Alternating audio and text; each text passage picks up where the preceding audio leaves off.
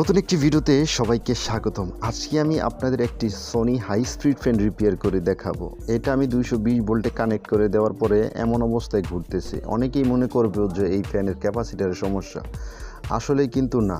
আপনাদের আমি step by step আমি এই ফ্যানের খুঁটিনাটি সব বিষয়ে আপনাদের জানাবো। তো দেখেন, আমাদের 220 ভোল্ট কানেক্ট করার পরে সিরিজে কিন্তু লোডটাও ঠিক নিয়েছে।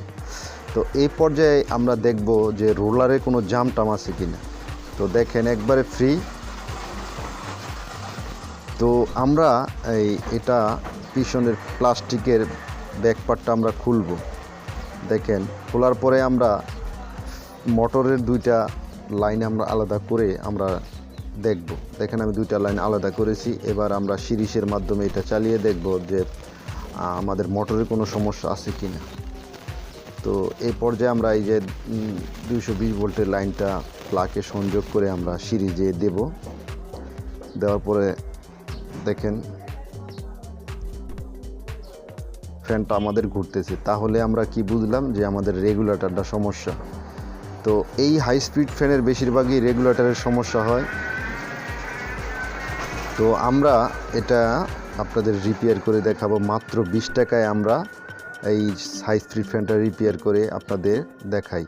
তো আমাদের আমরা রেগুলেটর নেব। এই রেগুলেটরটার দাম মাত্র 20 টাকা। অনেকেই ডিমার বলে। যাই হোক, এই পুরাতন রেগুলেটরটা আমরা এটা বাদ দিয়ে নতুন একটি রেগুলেটর আমরা এই জায়গায় সেট করে দিব। তো রেগুলেটর সেট করা কোনো ব্যাপার না, একবারে সোজা। তো দেখেন আমি কিভাবে সেট করলাম। তো এবার রেগুলেটরটা আমরা এই প্লাস্টিকের ব্যাকশিল্ডে আমরা সুন্দর করে লাগাবো। লাগিয়ে আপনারা ফুল কমপ্লিটভাবে আপনাদের আমি চালিয়ে দেখাবো। তো এই ধরনের সমস্যা হলে আপনারা খুব সহজেই রিপেয়ার করতে পারবেন, কোনো ব্যাপারই না। দেখেন, আমরা রেগুলেটরটা সেট করে দিয়েছি।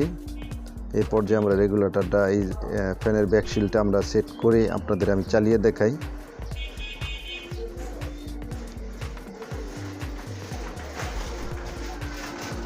দেখেন, আমাদের ফ্যানটা ওকে হয়ে গেল।